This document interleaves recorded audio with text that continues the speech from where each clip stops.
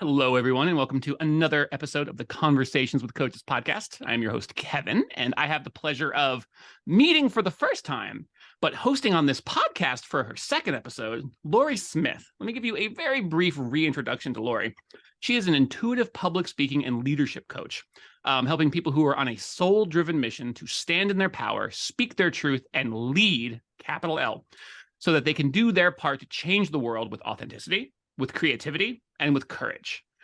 Lauri, it's great to meet you, and I'm really glad you decided to come back on the pod to do this for a second time and with me for a first time. I already am quite fond of you, even though we've been talking for like 5 minutes. So it's great to meet you, and I'm really excited to get to chat. Me too. It's great to meet you too, and I'm already having a great time. Oh, good. That's one of my early lessons doing a podcast, doing anything like this really, was just to let my enthusiasm show. It's okay if I look a little silly, and because I often do, and so it's fine. I can't really control for that, but just be as enthusiastic and as happy as you are, and let the chips fall where they may. So I'm glad that's coming through the digital Zoom audio video connection. So I like to usually say this kind of cheekily as let's talk about your superhero origin story, how you got your powers, just because that's always very much in people's minds. But I always love hearing about coaches' origin story, how they got their start as a coach, whether it was a key mentor with the right words at the right time, or just a sort of building realization that coaching was the word for what they've been doing for a while, but didn't really quite understand. And all sorts of other different journeys that bring people into coaching. So what was your spark? What was your start? There were a lot of little breadcrumbs along the way. And the really key moment that specifically sent me to coaching was sort of partway on the journey once I was saying yes to the intuition.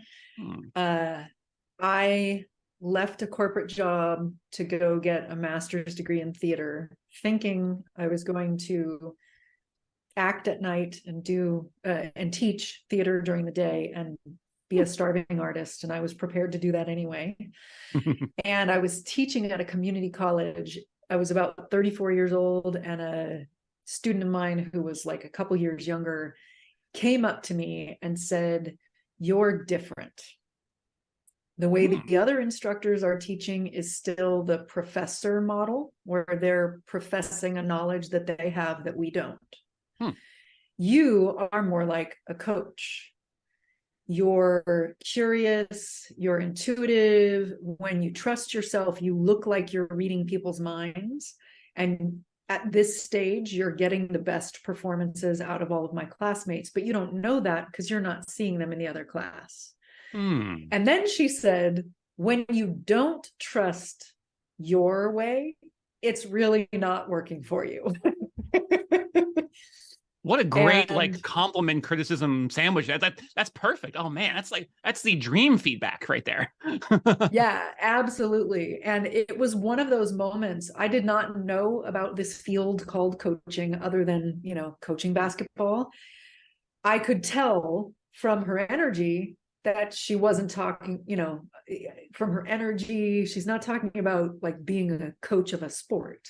I didn't know what it was, but it was one of those moments where time seemed to be slowing down behind her, and her face almost looked like it was in a fun mirror. And I just said, yeah, it was like, this is important. I'm going to go take this coaching class.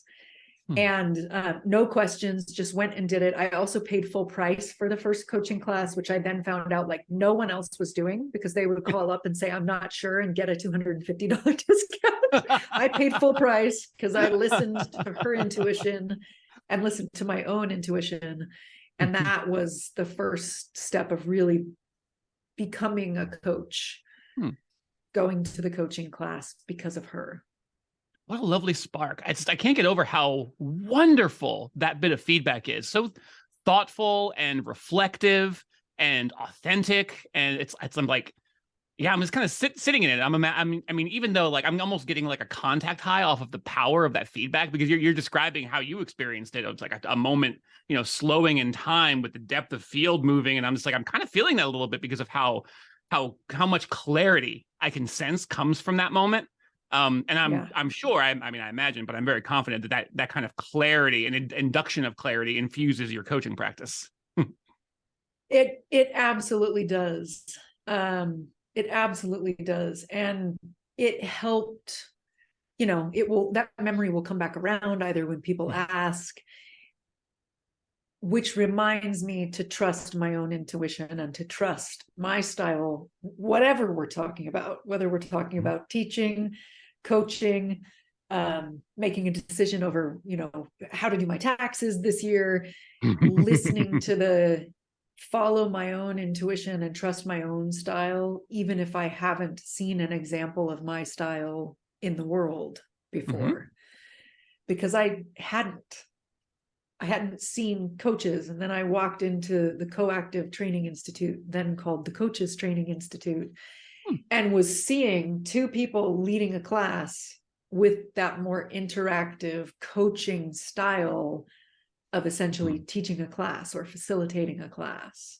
I love that you followed your intuition into a place that brought you away from, am I the only one who does it like this, into a place of, oh, there's both lots of people like this and no one quite like me, and we can grow together. It's this beautiful, just like moment of like bursting synergy that comes from that. And it starts because you made the choice with courage to follow that intuition, to trust it. Yeah, absolutely. That's so lovely. I'm always so taken with the entire process. And I love and this is like, it's such a harsh but so perfect bit of feedback where it's like, when you try to do it some other way, it doesn't work for you. It's like, and that's such an intrinsic part of both being a coach and the coaching relationship, the experience of being coached, and that how important the right fit is. Fit's a word that comes up in a lot of context for me when I'm talking with coaches, because obviously you want to be a right fit for your client. You want your client to be a right fit for you, whether that's an individual or whether you're coaching like a team in some capacity or a group or something like that. Or if you're coaching like some sort of high-end, like full organizational coaching, like the fit is so crucial. And also the fit with I love thinking about this too, because the importance of constructing your methodology and your approach and the way that you are, say, a coach, is so crucial to becoming the best version of yourself as a coach, because you really are embracing everything that makes you strong and unique and special, while also allowing you to more deeply connect with the people you're most going to be able to help. And I'm so in love with that process. Yeah, absolutely. There's a really different energy when it is a good fit. It feels like, I'm very sensitive to energy, so it'll feel like there's an energy that's different and more pure without anything in the way, that's already expansive as we're engaged in the coaching. Even generally the first time we meet, there's something that feels magical about it from the fit. And it's, the more you exercise it, the easier it becomes to recognize and trust. Because it's like it's very easy to second guess it when it's like it feels right. Because we're trained a little bit, or I mean, we're trained a lot bit to, the polite way of putting it might be to be skeptical of such feelings inside of ourselves, or at least to interrogate them.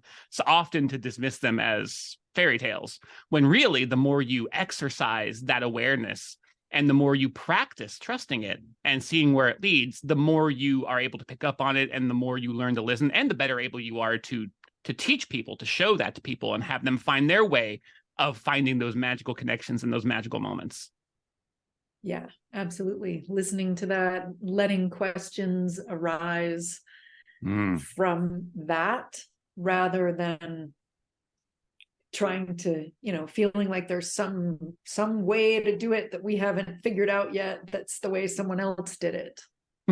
Yeah. Oh, it's so easy to fall into that trap, to read the someone's 17 key steps to success or whatever, and try to just lay them over the top of our life like a frame or something like this, just to lay them on top. Usually what happens is, rather than helping us to build ourselves up, we end up just carrying the extra weight. We're just like, it's somebody else's roadmap to success, and I'm trying to superimpose it onto me. Now I'm just carrying more stuff and I'm not getting anywhere.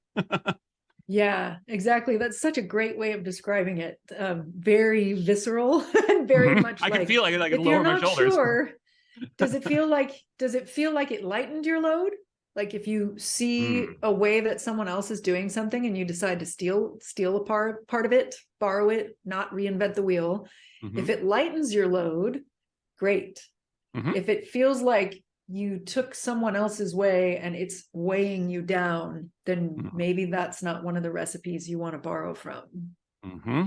And that's where that also, I was quite taken with the way you used the phrase questions arise, like questions rise up.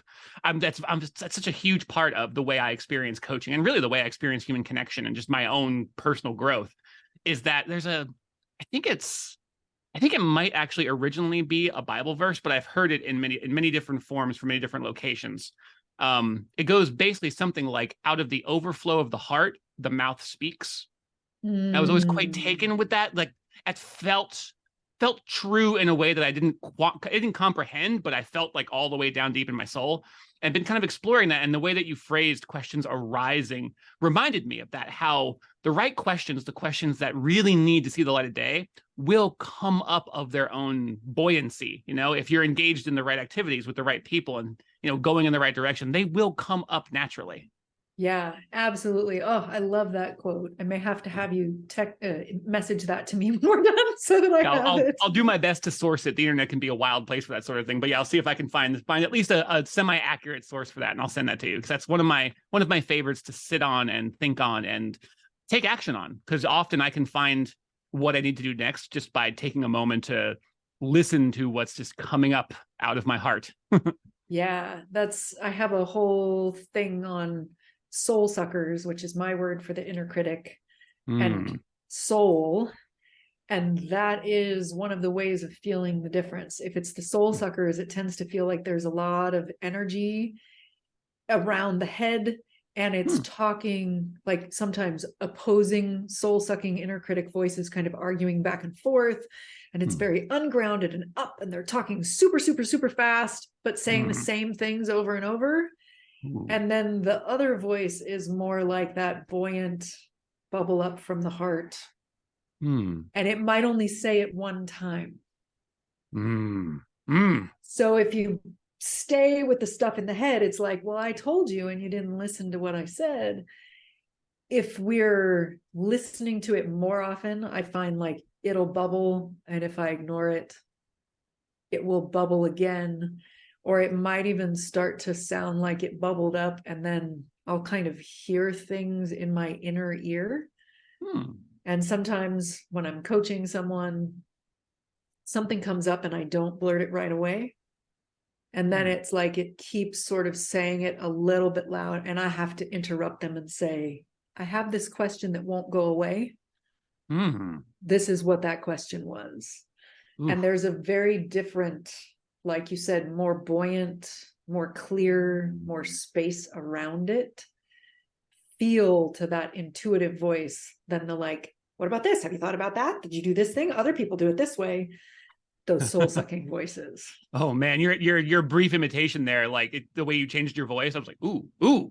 That sounds familiar. Yeah. If it sounded familiar, just know you are not alone. We all have some version of that. It's such a good way to think, not just think about it, but engage with it too, because I often find myself thinking about and actually talking about with coaches the importance of, and it's spoken of in different ways, but it kind of boils down to something akin to holding space. And I often think about that not just in the sense of space, but also in the sense of quiet and stillness. And it's not always going to be the case that when you're able to turn the volume down on the soul suckers, the cacophony of voices that are going on in your head, it's not immediately going to become clear that something else is going to bubble up to fill that space. But that's why it's important to create that quiet and hold it, so that when that resonant deep, I almost have like James Earl Jones in my head as the voice of my heart coming up with this resonant, like, go the distance. Now I have Field of Dreams in my head or something like that. Yeah, absolutely. Yeah. A lot of times the reason we don't like silence as people or space is that sometimes when we're alone, we try to take space, we get the silence, and that's almost more uncomfortable. if it were as easy as if I create the space, all the answers will come up like James Earl Jones, we probably wouldn't all need coaches. And that does, the more you do it, the more often your own James Earl Jones is going to talk to you. Mm-hmm. It's just at first, it's not always that instantaneous, which is why it can be so helpful to have a coach who helps you hold space for you, like you said, so that when you sink into the silence and you let all those other should voices go, you're not alone when you're sitting in the silence if no bubble comes within the first 2 seconds. Yeah, and that's exactly it. Exactly where a coach is just, and again, I throw these words around. I'm very much in love with what coaching can bring to people's lives, professionally, personally, just across the board. And I love how much of a rising tide coaching is, and how much more of an awareness there is of exactly what that a coach can do that for people. And have it described like this by someone like you is exactly why I love doing this podcast so much, because I get a chance for people, so many different kinds of people, so many different kinds of coaches say almost the exact same thing, but be coming from the position of the people they're trying to serve the most. Every coach has like a certain group, certain subset, a certain focus that they're like, I'm best suited to serve this person or this group or this type of person or someone who's at this stage of their life. And I just love how there is a rising awareness of the fact that there is a coach for every season and for every stage. And it's just lovely to hear it spontaneously bubble up out of conversation. I love it. Yeah. I remember when I first started my business and would go to networking meetings, it was all the kind of old school brick and mortar networking meetings where they would say, well, you're only allowed to have one of each profession. And that meant you could only ever had one coach.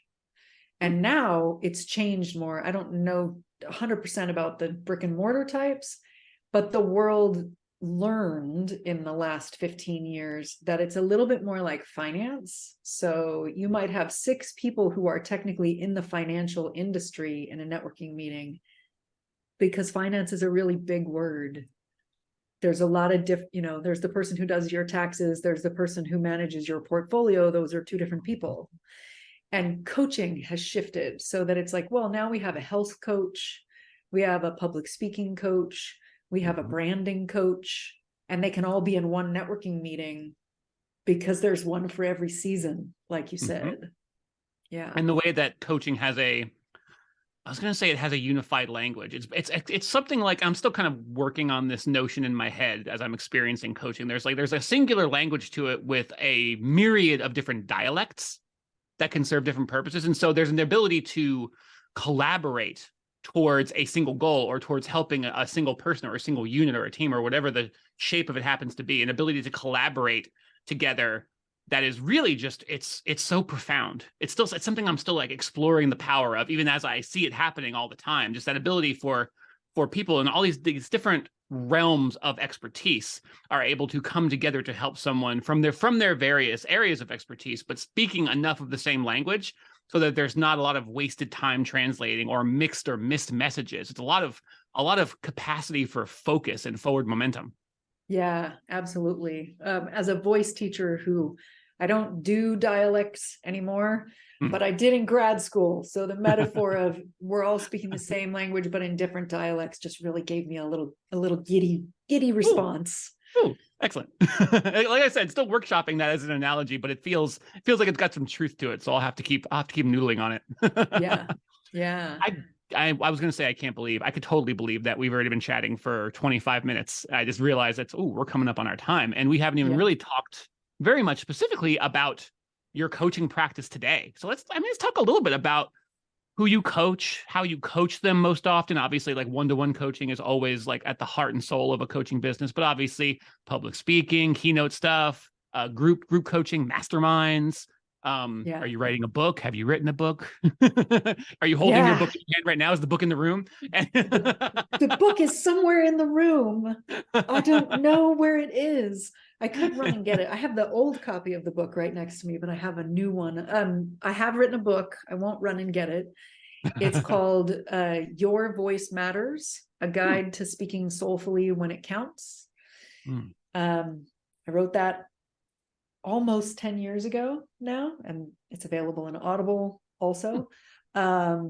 my passion, my love is public speaking and leadership coaching with visionaries who are sensitive and may have been kind of lurking in the shadows, who are feeling called to step out and be seen and do more public speaking in order to help bring the change to the world that they're here to create. And what I believe is that we are all born charismatic. We all have presence. And what the world is doing wrong is telling us that there's only one kind at a time.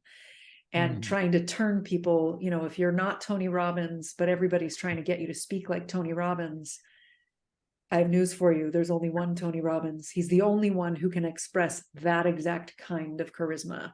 There's only one Barack Obama. He's the only one who can express that type of charisma. And they're very different. So if there are 6.8, or is it 7.8 now, billion? I think it's 7.8. Yeah, I think it's 7. I think we're close to 8. We're getting close to 8 billion. So yeah, it's got to be 7.8. Let's say 7.9, because we don't know when this is. 7.9 billion people on the planet. There are 7.9 billion different flavors of charisma. And the way I work is to help remove the masks, the emotional masks, and the energetic armor that people have put on because they think they have to be different than themselves. To peel away those layers and help them come home to themselves, and instead of being fear-driven, be more soul-led when they speak, or to let go of the crazy mind and come from the heart and speak and resonate outward from there. And my favorite way of doing that is in my small intimate groups, which do include some one-on-one. And the reason that I love the group is that it's the outside world that made us feel like we needed to suppress and hide and have those energetic armors and the emotional masks in the first place. So by coming together in community with a small intimate group of people who are all removing the masks and learning how to expand their authentic energy, it's like our bodies relearn, okay, I'm safe to do that in community with other humans. And then the leap to showing up that way when you're the one standing at the podium with an audience of real people out in the real world is a much easier and more smooth leap to make than if we only ever work one-on-one. Yeah. I find myself as I'm listening to everything, I found myself very like briefly flashing back to my own personal journey as just being a public figure, because we're all public figures as we interact with other people in the world, and just remembering how terrified I used to be, like in high school, to getting up in front of the class and having to talk, and like I would just like get the flop sweats and I would stutter and just have all of my, like, I would manifest all of my nightmares about it just by being so terrified and so nervous. And how, like, thinking of myself as I moved through my life and became more invested in connection than I was afraid of whatever I was afraid of from being in public, of speaking, of expressing myself, and thinking about like being led or being pulled forward by the thing I wanted to express and connect, rather than driven and pushed from behind by the things that I felt like I was afraid of, or that I felt like was chasing me down and didn't know what it was going to do to me, this unknowable thing that was behind me, therefore I couldn't see it.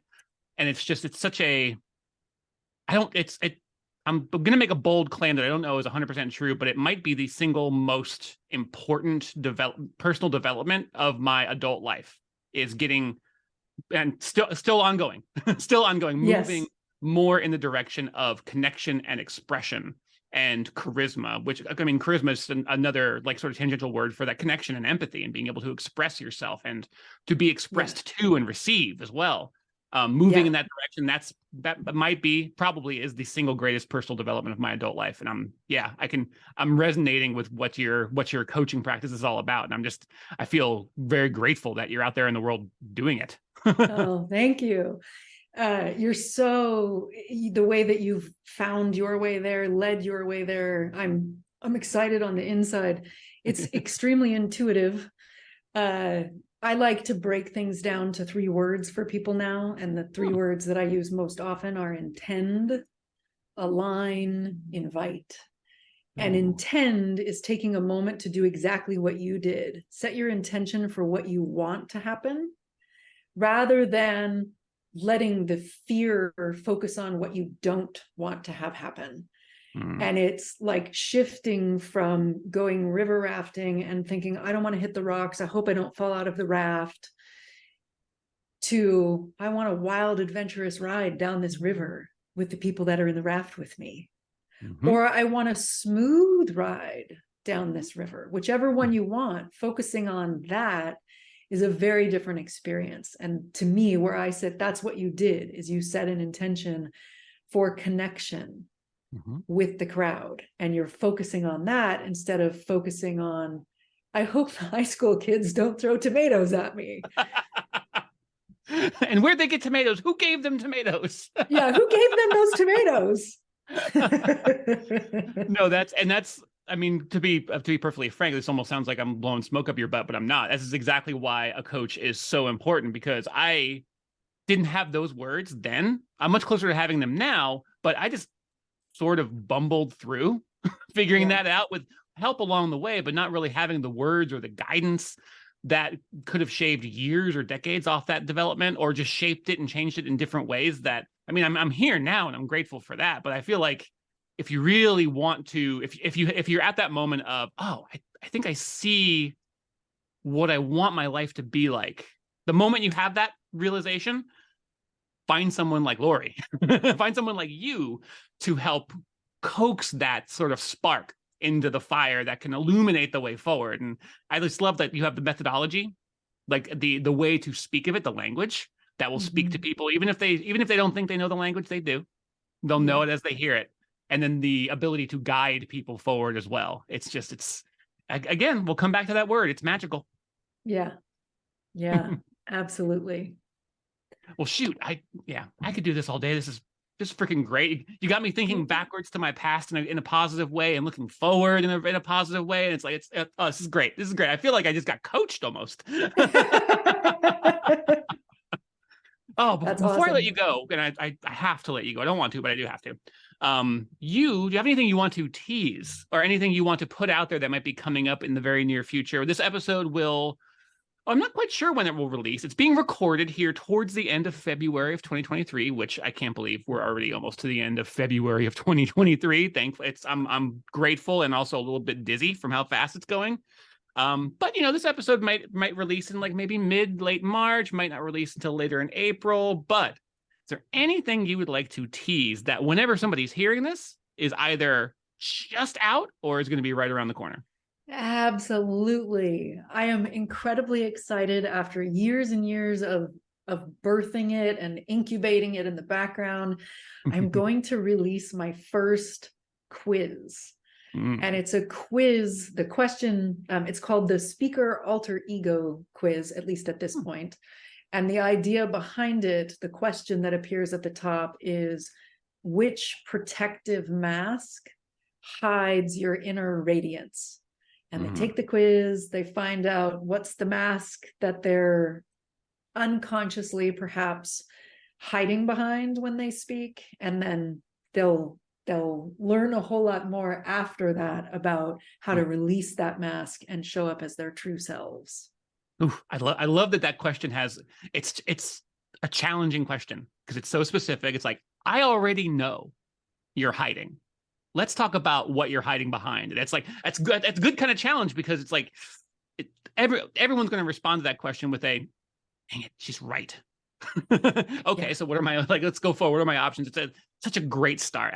Shoot, now that I've heard that, I'm excited to take it myself when it comes out. I'm going to have to keep an eye out for that. Yay! Yay. When the time comes, where would be the best place for people to find out when that's been released? Do you have a couple social media feeds that you're pretty active on? You have a website where you post this kind of stuff too? You have a newsletter anybody can subscribe to, anything like that? All the above? All of the above. And the easiest one for me to remember is to go to my website, which is voice-matters.com. And I will send it to everyone who's already on my list when I have it. And if people are hearing this and they go to the website, there's one of those banners at the top. If they've gone to it after the quiz is already created, the banner at the top is going to say, take the speaker alter ego quiz. So they'll find that there. Excellent. Okay. I really should let you go. 36 minutes and change according to the Zoom clock, which has got to be a lie, but I'm going to trust it. It's got to be the truth too. It could be both. I've had such a fine time talking with you. This has been, I was like, the adjectives like fantastic, terrific. They're all adjectives. I'm very grateful to have gotten to share this time with you today. I'm also very, very grateful that you are in the world doing the work that you do. Your approach and the way that you've shaped yourself in your coaching and the way that you interact with people, it resonates with me. And I'm not just saying that. I mean, I talk with coaches for this podcast for a living. So that happens to me a lot, but particularly I'm resonating with the way that you are connecting with and expressing yourself to the world. And so I'm just pretty grateful that you're out there doing what you're doing. And I'm selfishly grateful that I got to steal a little bit of your time today. Oh, thank you so much. I feel very grateful to have had such a fun and deep conversation with you. Yeah, we'll do it again soon. I'm going to have you back on. It's just a matter of when. Depends on when this episode airs. I try to leave a little bit of space, not just have the same handful of coaches on every week like I sometimes would really, really like to, just because I'm, again, being slightly selfish. Like I want to talk to Lauri again. Yeah. Awesome. So we'll talk again soon. This was fun, and I feel like very, very useful. We were able to like kind of shine a light and expose to the audience, you audience who are listening, what a conversation like this can be like. That people are having these kinds of conversations, what's available, where you can begin, and what it might look like as you're going along. So yeah, and if you have any questions for me or for Lauri, we'll have all the links in the show notes of what to do, where to go, how to find us, how to talk to us. And yeah, one more time, thank you, Lauri. Thank you. And thank you, audience. We will talk to you again here very, very soon.